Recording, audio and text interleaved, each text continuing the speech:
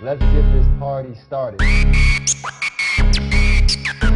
Coverage tight, spotlight on tomorrow. Who you with? Trust, you'll be delighted that you followed. At Phirst Contention, the invention. We debate sports, of course we should mention. What's that? We cover games, we don't play suspensions. We 100, so if your star's missing, we let you know your squad surely gone fishing. We never fish though, no, not our motto.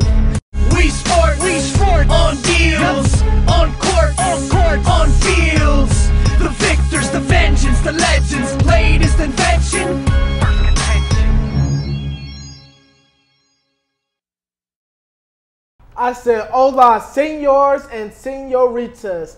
Welcome to another episode of Phirst Contention. I'm your boy, Marvin S. Banks, here with Miss Jolly and Mr. T.Y. Sosina. I'm usually second. Hey. Capetra ain't gonna come and upstage me on my show. Oh, it's your show now. I know, what happened to we? Thought we were a team. As you can see, it's only three of us here. Steve got a little trouble in Vegas, and, well, he's still there. Y'all saw 21. Without the happy ending. Pretty much. What are we talking about today, Capetra? All right, so today Since you want to act all important. Oh wow. Feisty. Today, we will be revisiting the Mayweather and Pacquiao fight. Womp womp. We're going to recap the Spurs and the Clippers. Yes. Steph Curry won MVP of the NBA. And the Kentucky Derby happened this weekend, as well as the NFL Draft. So, guys. Well, let's start first at the top of the rundown. I know plenty of people went to go see the mega fight of the decade, Pacquiao versus Mayweather, and it was a dud. Very sluggish, to say the least. Thoughts, reactions on the fight, and what's to do now about boxing? Boxing is on life support. We've mentioned it time and time again on this show. And if there is one event, one mega event that could bring boxing out of the background and into the foreground, even though it's, everyone likes to say 5 years too late, it would be Mayweather, Pacquiao. It was lackluster. There's a lot of hugging. Looked like a prom. A prom. And for those who don't watch a lot of boxing, you thought, oh, this is kind of cool. Once you saw the final stat, it all stuck out how one-sided this fight was. Pac-Man, 81 out of 429 punches. Ladies and gentlemen, that's 19%. He connected on 19% of his punches. And Floyd, doing what he does, defensive specialist, lands 148 out of 435 punches, so 34%, and still doing the thing. 48-0. You know what, though? I'm not even surprised about the fight. Because Mayweather never fights as flamboyant as the lifestyle as he lives. So people come look at his Instagram now, and they're like, he has never been a knockout fighter, really. That's not his area. Yeah, you know, his technique. His area of specialties is, like you said, Capetra, is his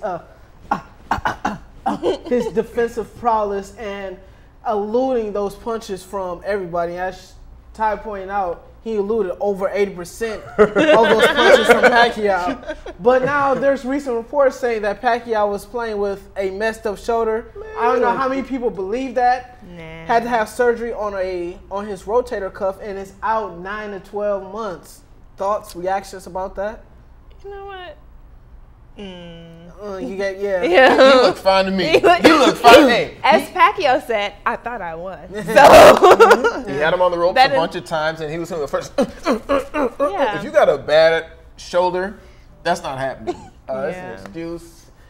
If that is the case, there should have been some paperwork, so we should have known about this prior to. There was nothing signed before the fight, so we don't believe you. You need more people. He weighed in like he was healthy. Yeah, and and the thing about it is now he's facing a class action lawsuit because a lot of bettors out there in Nevada are very, very, very upset about Pacquiao. Can they do that?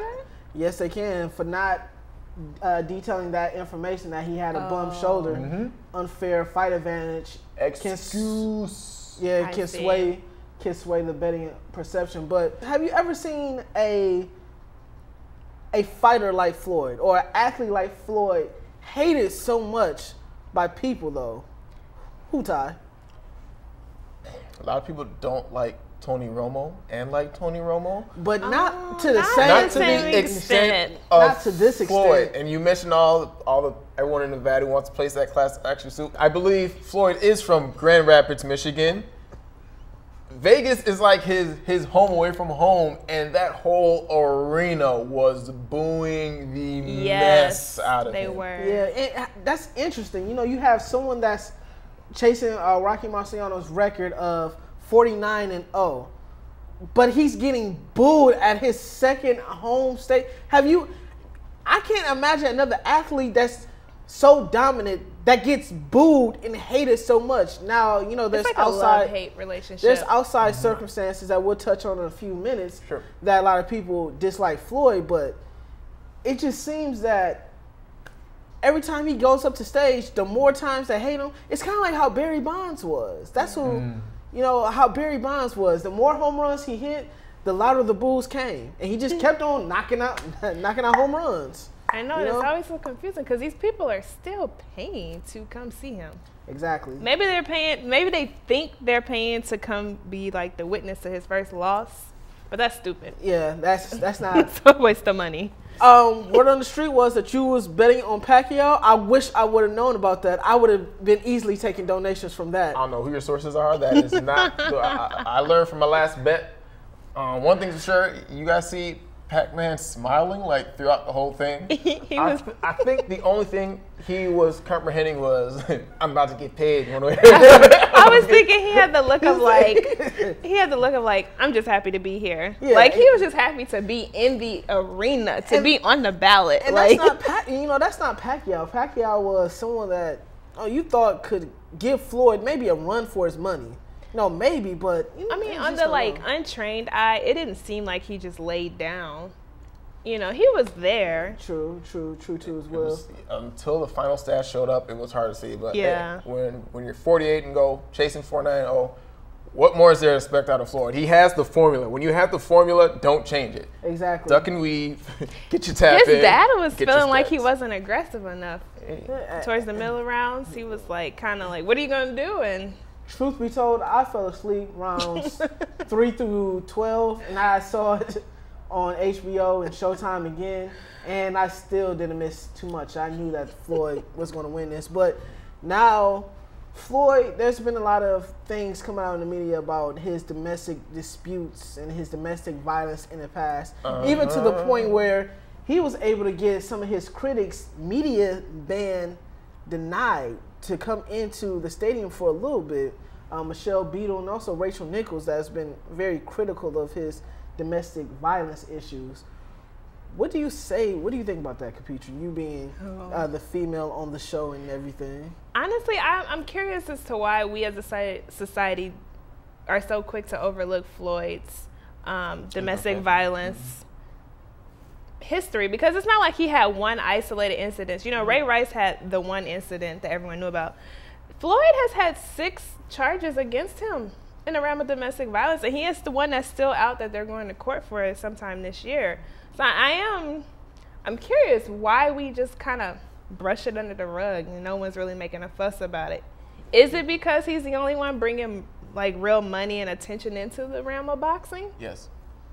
Is that what you think, Ty? That's what it boils down to, especially when you bring in the fact that it's boxing and it's on life support. It is dying. He is the face of boxing right now. He's really all they have. So we're just kind of like tough. Closing our eyes to it. We sweep a lot of things that other athletes do under the table. This is one of the premier athletes, the best pound for pound fighter, in the ring. Mm-hmm. So when you bring in that kind of money and your record speaks for yourself, regardless of who hates you. I appreciated that this go around he didn't have 5 girlfriends sitting ringside. He had his kids sitting ringside. Maybe he's starting to care. His concubines? Maybe they had to pay their way to get in, just like everybody else. Now that would be a Floyd Mayweather type of move. It really would. Let's go from the boxing ring. 12 rounds to 7 games in the NBA. One of the more exciting 7-game series we've seen in the opening round, especially in the playoffs. The Los Angeles Clippers Woo! Hashtag Lob City boots last year's NBA champions, the San Antonio Spurs, out of the dance. Your thoughts on what was an exciting series? Ladies first. I definitely thought it was an exciting series. I love to see Chris Paul prosper. Like, I'm a fan. I have to admit it. I'm a fan. The Spurs have been around for a long time, like my whole life. So, it's nice to see this change in era. And I love to see that basketball is actually becoming competitive at the professional level.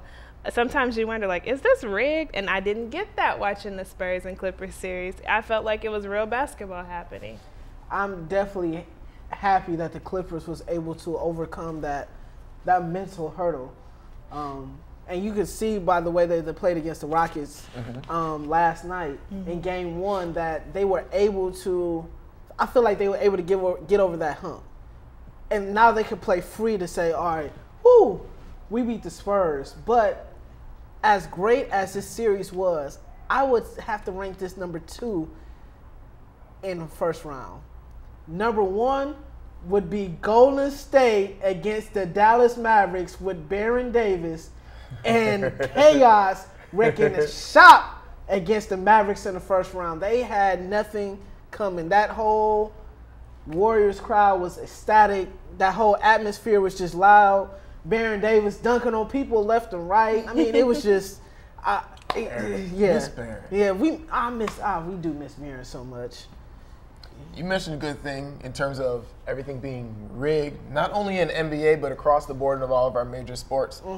What happened after the Heat beat the Spurs in the finals? I'm thinking to myself, do we really need to watch 82 games and the first 2 rounds of the playoffs to see the Spurs and the Heat right back at it again? So while you do root, for someone who's doing a thing, you like to see them move out of the way. Let someone else come through. Let someone else come up and make it so. Kudos to the Spurs, classy, all of them. They took the loss, with class, and so it's great to see. Oh, Definitely. See Pete Trey moving on after what Steph Curry did to him. Yeah, we cannot mention Chris Paul without mentioning what Steph Curry did to him. Good for him, man. Especially so now that he's battling this hamstring injury that he has going on, and he was doing it. On one wheel. That last second shot, to me, it seemed like he threw it up, and maybe he wished for a prayer, wished upon a lucky star. He even said, you know what, we've tried this all season and I haven't made it yet. But that, when it counted, he made it. All you need is one. All you need is one. But the evolution of Blake, Earthquake Blake Griffin, triple-double in the closeout game. He's living up to the hype. You think so? Now. It's taken him a while. Triple-double in the first game of the second round with the Rockets. Not to mention Doc Rivers said, with Chris Paul out, who missing the game with that bad hamstring, you know how long those can take to come back from. Exactly. I personally have had one. You just don't rush it. Yeah, just don't take rush your it. time, huh? Yeah, I took my time. So, Chris, take your time. But, hey, triple-double there, dishing it out. I love me some Blake. I know. Man, I love the Clippers. Yeah, I'm glad for the Clippers. Now, Man, I love the Clippers. Oh, wow. Well, we have the number 1 groupie here that's on the show for the Clippers. Number 2. It's still C-Red, you know what I'm saying? Yeah, about those. Bingo!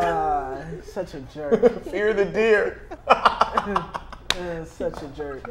It's so entertaining. But from one team in LA, let's go up north to Oakland, to Golden State, where Steph Curry reigns in his first MVP award. Well deserved. Yes. Yeah. You know what? Yes. First of all, do you think the media got it right? Second of all, were you surprised by the margin that he won by? Yes and no. Oh, wow, really? I was not surprised. James Harden had a case, came in second place. Steph Curry, 100 first place votes out of 130. So it really wasn't up for debate. But he's been amazing. He's been so good. Perhaps they're saying it's more of a team thing, but he's been so good that he doesn't need to play a number of fourth quarters throughout the season. His shooting percentage is still through the roof, so it shrinks his sample size. And he's just lights out. James Harden's a scorer, but does he play defense as well, Steph Curry? Not necessarily. And Defense is optional. It's optional for him, and he carried his team without Dwight Howard. But man, Steph Curry owned the whole season. It was a season. Yes. Steph Curry, he deserved it. That's what I was gonna say. Steph Curry has been consistent all season. He showed up every game that he needed to, and he's broke. You know, he set NBA records. He's broken a few personal records this season. I mean, this has been his year, and he's so humble. I think, like, all of that, like, he is just so humble, and he's just like the dream, like the ideal The athlete. humbleness balances the disrespectfulness of his crossovers. Because he's like, I didn't mean to do that to you. Like, you know, like. You know, and with Steph Curry winning, Express is having all sorts of deals for everybody nowadays. Woo, thank you, Steph Curry, because Express has been texting me all day about all the deals they have going on. But like you said, Ty, he won 100 out of 130 first place votes. It's pretty much a landslide, you know, a landslide victory. I guess listen to his speech and listen to humble beginnings, like you said, Capetra. It's very, very interesting to see that he wanted to go to Duke. He wanted to go to Virginia Tech. He wanted to go to Kansas. But none of those schools wanted him. He had to go to Davidson, a big fish in a small pond. And what did he end up doing? Pretty much put Davidson on his back and just continue to reign supreme. That NCAA tournament run where he was just blowing through teams. Cats were like, who is this cat, Steph Curry? You know, Who is this Wildcat? And even to the point where the Knicks was one pick away from drafting Steph Curry, and the Timberwolves had 2 opportunities to draft him, but Whoopsie. exactly, they end up going with Flynn and Rubio, but he ended up going out to Golden State where he's with another Splash brother with Mr. Thompson. Sounds was like he kind of put Golden State on the map for like people who not really following basketball beforehand. Like you weren't thinking about Golden State as a contender. You know, you would Baron Davis. Then you know he kind of had that small transition, but now that you see Super Steph and everything, it's kind of like He's becoming a household name. Exactly. I think from ESPN, he's the #1 athlete for millennials, for the 20-year-olds right now. More than LeBron, more than Kobe, more Makes than sense. Duncan. Babyface assassin. Man, definitely so. Definitely a babyface assassin about that. So. You talked about their defense. You talked about the Splash Brothers. When Steph Curry's hitting them threes, and this whole team can shoot the ball well. A lot of them, even a lot of their bigs, can stretch the floor a bit. It's contagious. You know, when you see that ball go into the hoop, and you know, if we get in trouble, if we're down 20 plus to the Pelicans in a game, you know, hey, Steph's got our back. And so when you see him hit this shot, hey, why can't I hit these shots? And so, I mean, I think his whole team feeds off of him. And that's another reason why he deserves to be MVP, because Definitely. this team, you know, they've gotten better from last year, but it's really the improvement in Steph's game that's gotten them to the next level. Definitely. Exactly. Do you think they could take another level and win the NBA championship this year? Ooh. I still have my reservations about a jump shooting team Yeah. winning the championship. But like I said last week, if there was ever a jump shooting team that could win the championship game, It would be this team one. right here. Exactly. Yeah. I would agree with that, but I think there's a little guard in LA that might want to seek a little revenge for the crossover that he got put on. Yeah. By the Poetic name- justice. by the name of Christopher Paul, and I think that team, I think if they that can meet in the team- Western Conference Finals, I think that would be. It's going to be an all-out war. It could That's be another definitely gonna bloodbath. be the one to watch. You know, so. But let's transition to another sport that happened on May 2nd. You sure? Positive. Definition of sport, please. Well, the loose definition of sport, the Kentucky Derby happened, and we're gonna be flat out honest. None of us watched it. You sure? We don't even know who won. How you know I didn't watch it? Because you guys are African American. We know that you didn't watch Wait. it. Playing the race card. Yeah, we know that you guys didn't watch it. Tell you what I did watch. What did you watch? The outfits of the Kentucky Derby, duh. Such a girl when it comes to that. Why is that? I love, good fashion. Like, isn't that what the Kentucky Derby's for? Pretty much. Yeah, when To you dress see- up? When you see Brady fly his whole crew out there and just This man Brady went to the Kentucky Derby, And then went hopped to the on a Mayweather private fight. jet, and flew to Vegas to watch the fight. Like that's Boss doing stat. it. That's ball Yeah. status. That's boss stats. Did you guys? Yeah. We can't go back to that, huh? Why not? I mean, What there's did not you much all to say see? about Kentucky Derby. I was gonna talk about all the private The horse's jets that name were. was what? Pharaoh's beard. Pharaoh's beard. That's the Oh. one. Well, okay. Well, Capetra, well, let's transition No, back. let's talk about horse names. Horse. Ooh. If you had a horse in a Kentucky Derby, what would you name it? This is a nickname I like to use on myself, but I think it would be a good Oh, horse name dangerous. too. It's nothing too crazy. Young Lubriderm. why young Lubriderm? Lubriderm? I think the more outrageous and random a horse's name is, the better it is. Young Lubriderm. Okay, we'll go with that. Capetra. Lubriderm. If I had to name a horse, you guys can probably guess this one. My horse would be named Peaches Fierce. Okay. Peaches Is it Fierce? Yes. How do you spell that? Peaches and Fierce. I don't think it Meshes. it doesn't mesh that well. My horse has a first and last name. What's the problem here? Oh, well, that's your horse. And no judgment here. No judgment here, except for my horse, because he will judge you. My horse's name will be Silky Johnson, the most valuable player of all time. And if he's not going to win, he's definitely going to hate on all the other horses that's in the Kentucky Derby. Silky Johnson. Well then. Exactly so. Buckmaster, going home and put some more water in your mama's dish. And as he sipped this drink that I know somebody already spit it in, he wants to know, he hates this horse, he hates this horse, and he hates that horse too. But that wasn't the only thing that happened May 2nd, ladies and gentlemen. It was a good weekend. It man. definitely Busy. was. Definitely was very busy.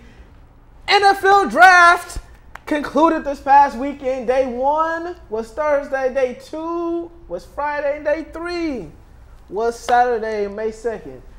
Talk about you guys' teams. Like the draft picks, best draft pick that you guys seen, and what are some of the storylines that came out of the NFL draft? Wow. Gave us a lot there, huh? Sorry. Sure did. Let's start with best storyline. So, I love the feel-good stories. I live for them.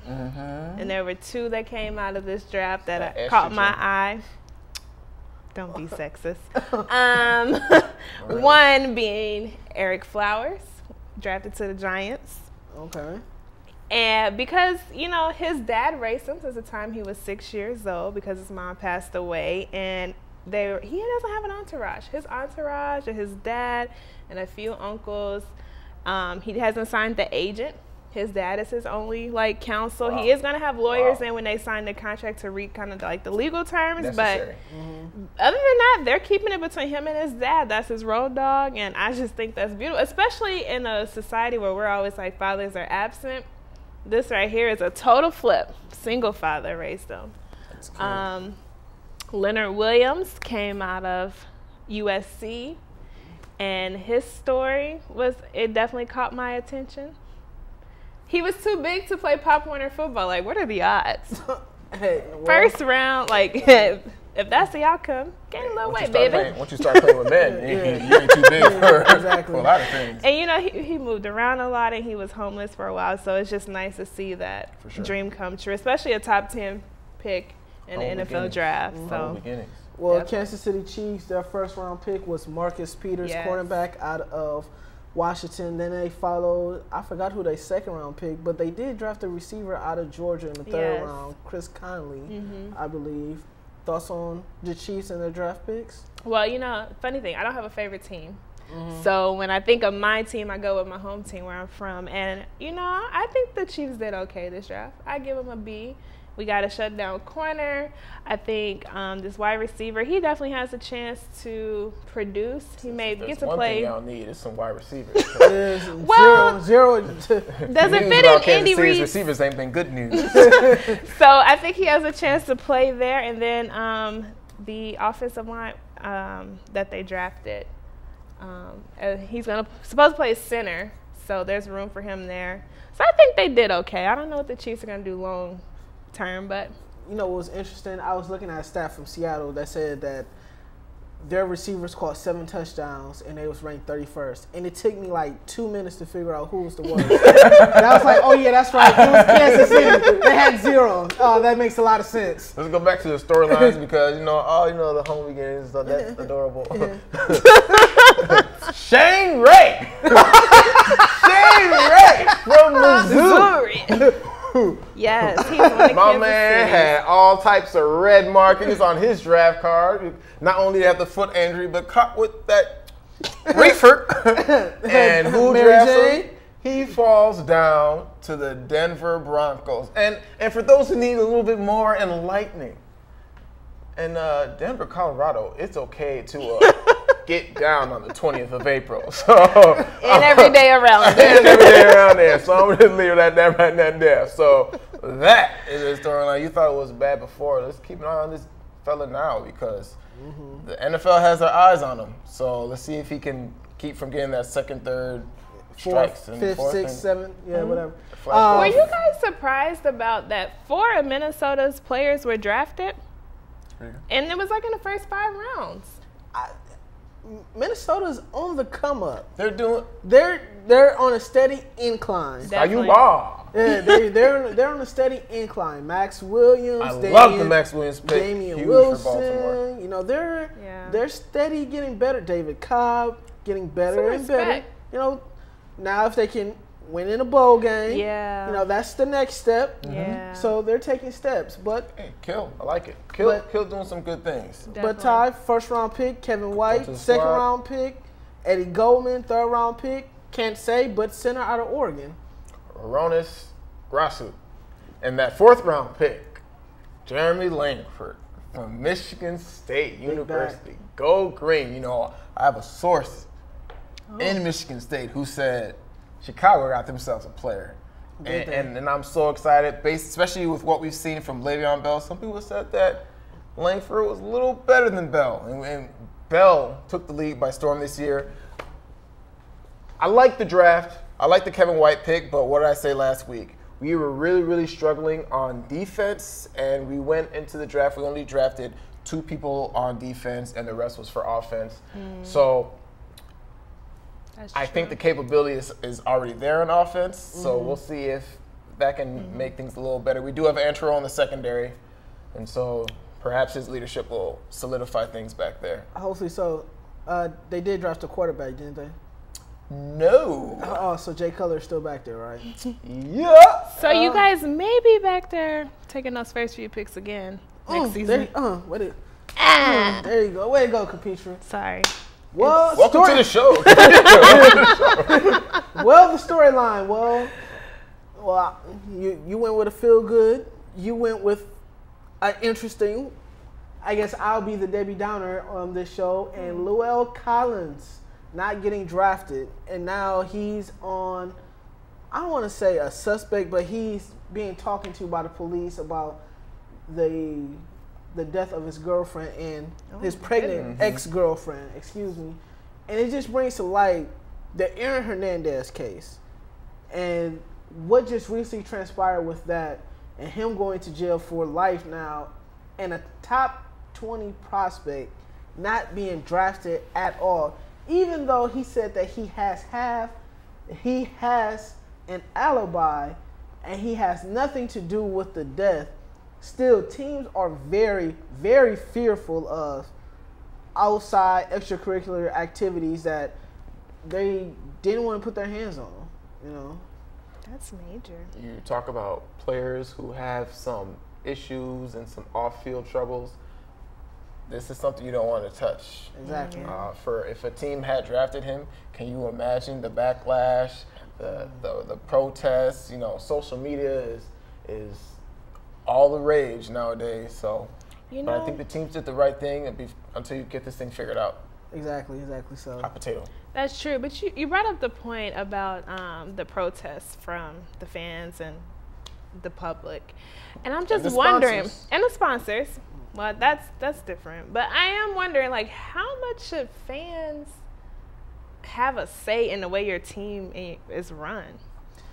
Because that's becoming a reoccurring thing. Like, we're only really addressing issues because the fans have gotten all worked up.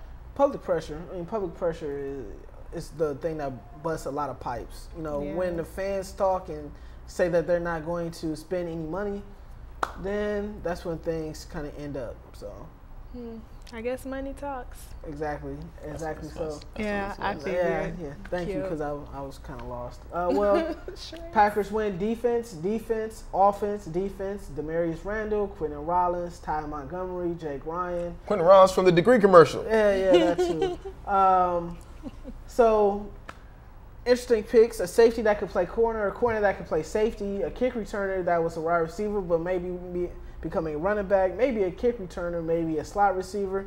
Who knows what Ted Thompson is doing? But one thing that we do know is that we have faith in Ted Thompson. He went special teams, which was a very smart move. He did.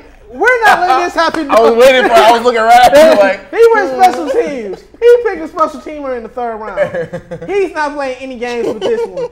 These first 5-6 picks, he even drafted a fullback. All these picks are playing special teams. They're not doing anything else but playing special teams. We're going to get this onside kick right. They're not messing this up this year. Otherwise, people might die. Flat out, they just might die because they're not messing this up. Straight like that. Straight like that, homie. Let's not mess it up. Exactly so. Well, that's all we have for this week. We appreciate you all watching, but don't forget, like the video, like us on Facebook, follow us on Twitter, and while you're at it, go ahead and subscribe to the YouTube channel. Exactly so. Capetra, any last thoughts? You know what? I heard all the mean things you guys said about me last week when I wasn't here. And we'll handle that off camera. I don't know what you're talking about. And whoever told you that, snitches get stitches. But for Steve, well, on his Vegas hangover, for Miss Jolly, I am Marvin Banks. And for Mr. Sosina, signing off. Trace up.